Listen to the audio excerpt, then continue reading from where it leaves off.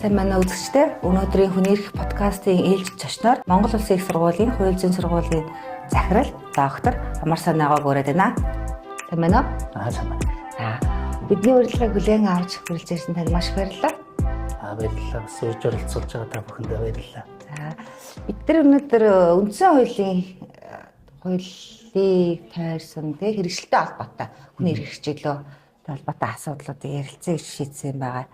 Тэр дундаа бизнес эрхлэх орчин нөхцөл ер нь төөрөх хувийн хөгжлийн харилцаа гэд түншлэлийн асуудлаар хоёр товчхон ярилцъя гэж зорьсон юм байна. Та болох уу?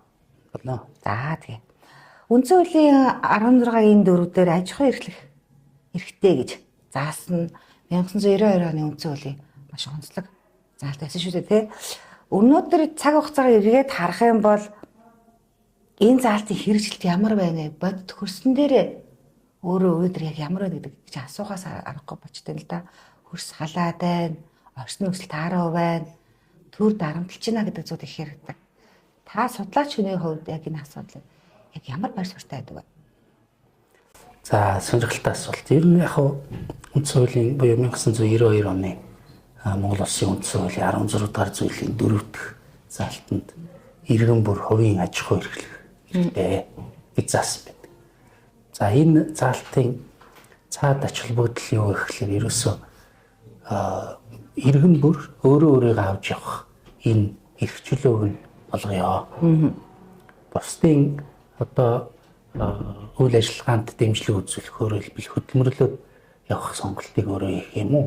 Эсвэл өөрөө эрсдлээ өөрөөд хөрөнгө санхүүгийн одоо тодорхой их усрыг бий болгоод тийм ээ. Ингээд өөрөө өөрийнхөө төлөө ажиллах юм уу? Бусдыг ажилуулах юм уу гэдэг энэ сонголтыг л хийх боломжийг энэ 16 дахь зүйлийн 4 дахь заалт өгч байгаа. Яг үүндээ бол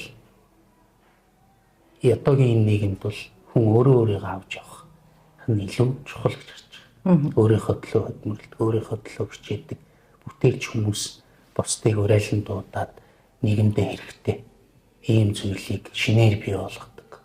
Ийм одоо эрхл юм байгаа юм л да. Тэгэхээр энэ эрхийн ач холбогдол бол үнэхээр чухал. Зүгээр ерөнхий агуулгаар нь ингээ харах юм бол хувийн аж ахуй эрхлэх эрх бол үндсэн хуулийн дээр заагдсан байна. Энэ эрх болохоор бусад хуулиудаар дамжиж биелэлээ болдог. Тэр биелэлээ болоход иргэд маань, аж ахуй эрхлэгч нар маань, арилжаа эрхлэгч маань одоо энийг амьлуулдаг гэсэн үг. За тэдгээр аж ахуй эрхлэгч одоо арилжаа эрхлэгч хөдөлмөрлөж байгаа хүмүүс ч гэсэн энэ хувийн аж ахуй эрхлэх эрхийг нь одоо бодиттой болгоход дэмжлэг үзүүлдэг ийм учиртай. За хэрэгжилтийн хувьд бол нэлээд бас асуудлууд бол бий. Би бол энэ олон асуудлууд татвар өндөр байна гэх мэтэр ингээд олон зүйл ярьдаг боловч би арай нэг өөр өнцгөөс нь хэлье гэж боддог. Тэр юу вэ гэхээр манай эрх зүйн тогтолцооны асуудал байна гэж бодож байгаа. Бид нар бол 92 оноос өмнө бол хувийн өмчтэй байхыг харж ирсэн. Хувийн өмчтэй өмчгүй хүмүүс бол хувийн аж ахуй эрхлэх болцоогүй. Тэгэхээр 92 онд энэ хоёр эрхийг хувийн өмчтэй байх, хувийн аж ахуй эрхлэх эрхийг бий болгосон, үндсэн хуулиар баталгаажуулсан боловч эрх зүйн тогтолцоо маань энд зохицсон байдлаар бүрэн төлөвшөж чадаагүй. Ийм багт. Зөв. Нөхцөл байдлыг дүгнээд үзэхлээр төрөөс хэдийгээр үндсэн хуульд одоо хувийн аж ахуй эрхлэх боломжтой гэх үндсэн хууль дээр заасан боловч та төрлөстэй бусад дагалдах хуулиудаар дааж хэрэгжих ёстой гэсэн тийм. Тэгтэл яг хөрсөн дээрээ нөгөө иргэдийн маань хувийн бизнес эрхлэх орчин нөхцөл нь сул байгаад байна тийм. Дарамт нь их байгаад байна. Гэдгээс ингээд дүгнээд үзэхлээр үндсэн хууль чадамжгүй байгаа юм уу гэдэг зүйл харагдаад байна. Тэр үндсэн хуулийг чадамжтай болгохын тулд бид яг юу хийх шаардлагатай вэ? Яг үндсэн хууль бол бусад хуулиудаар дамжиж амилдаг. Тийм. Өөрөөр хэлбэл түүний чадвар гэдэг юм уу, чадамж гэдэг юм өөр нөлөө нь тодорхой болдог юм байна. Тэрнээс дангарын үндсэн хууль маань бол зөвхөн хэдэн хуудас л одоо бич баримтчууд тийм ээ хууль улс төрийн баримтчиг, хууль эрх зүйн улс төрийн баримтчих гэж ингэж үздэг. Тэгэхээр нэгэн тийм одоо системчлэлд бид нар манай эрх зүйн тогтолцоо явдаг учраас бусад хуулиуд дээр одоо энэ хувийн аж ахуй эрхлэх эрх маань яг бодиттой бууж ирч чадсан уу? Тийм ээ. Зөв утга агуулгаараа бууж ирч чадсан уу гэдэг дээр одоо асуудал байна гэж би бас хараад байна шүү дээ. Тэгэхээр энэ асуудлыг одоо шийдвэрлэх нэг арга зам болохоор арилжааны хууль гэж энэ дэлхийн улс орнуудад байдаг. Амжилттай явж байгаа бизнес дээлтэй ийм улсууд бол байдаг. Тэгэхээр энэ хууль бол манайд гарч ирээгүй. Тийм.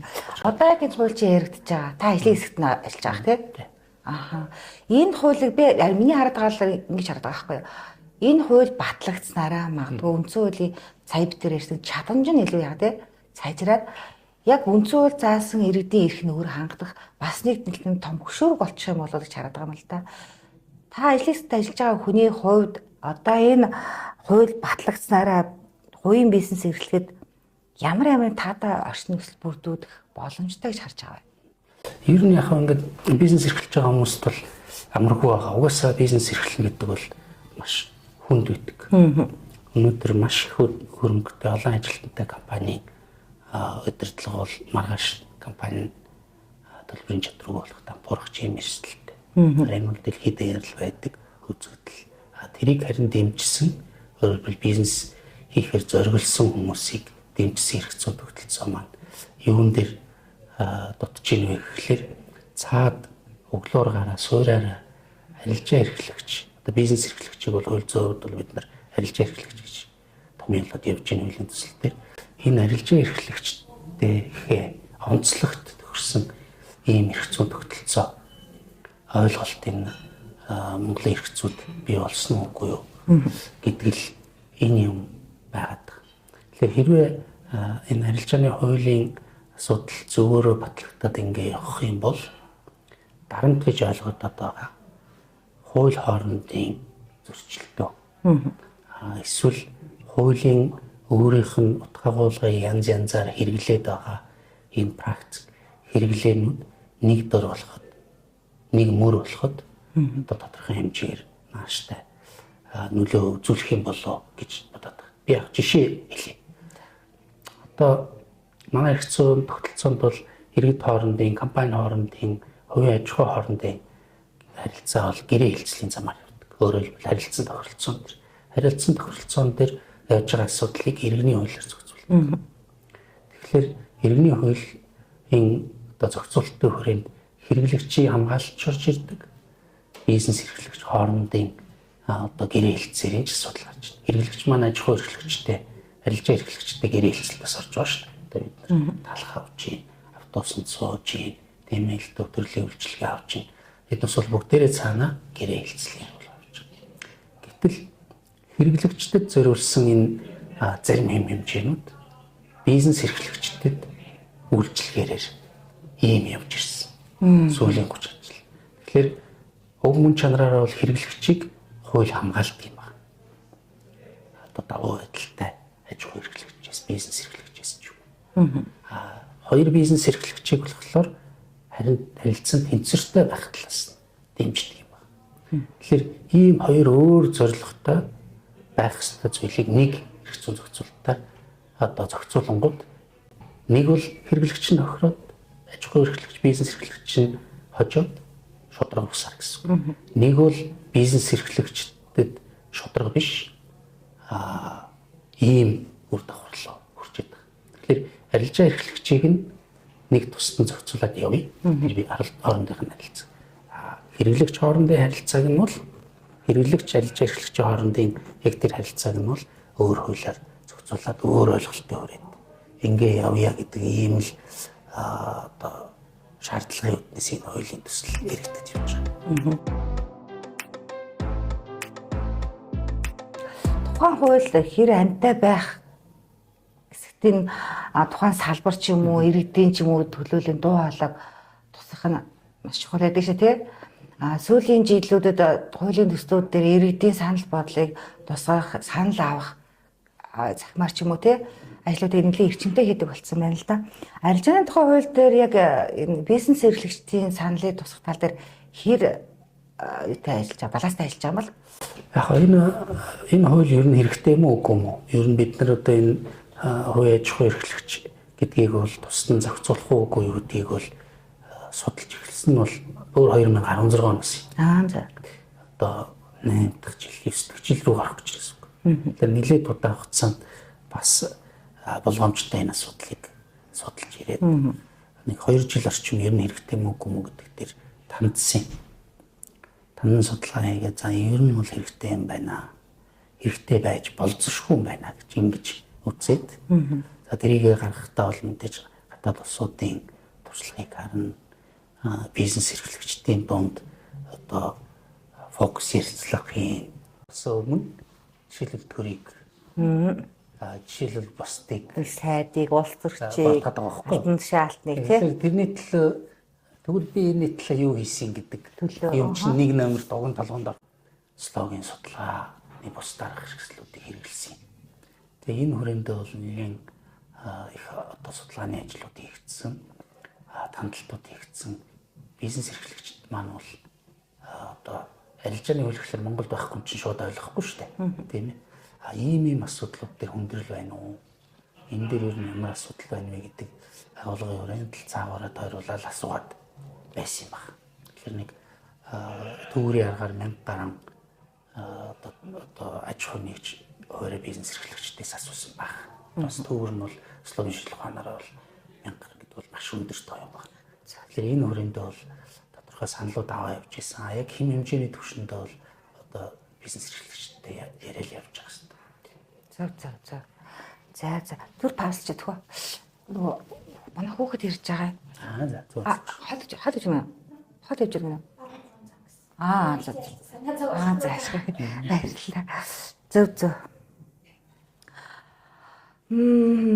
За, одоо хуулийн төслийг хэдийгээр өргөн байрна гэсэн тооцоо байгаа юм бол за яг хуулийн төсөл бол тодорхой ихний драфтууд нь бол ажлын хэсгийн хүрээнд бол гараад явж байгаа. Тэгэхээр өшөө сайжруулах бизнес эрхлэгчтэйгээ за хэрэглэгчдийн эрх ашигын үүднээс харах ёстой юм үнцгүүд бол байгаа.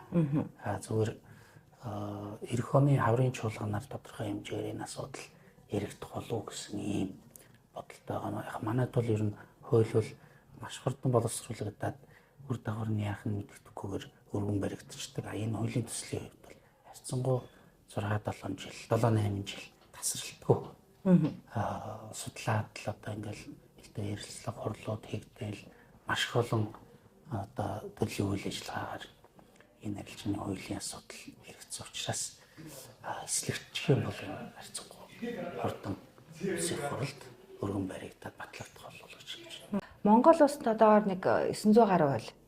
Тэгээд 3000 гаруй захиргааны хэм хэмжээний арга хүчин төгөлдөр мөрдөж байгаа тийм үү. Эдгээр дээр бизнес эрхлэлтэй холбоотой маш олон юм давхардал хийдэл нэг хэсэг нь бизнесийн үйл ажиллагаа жоохон боомсон хүний эрх үйлчлүүлэгчийн эрх те хязгаарлалтын тийм асуудлууд маш их байна гэдэг зүйл ярьдаг байгаа шүү дээ. Тэгэхээр энэ зохицуултын энэ асуудлуудыг одоо арилжааны тухай хуулиар хязгаарлах боломжтой юм уу?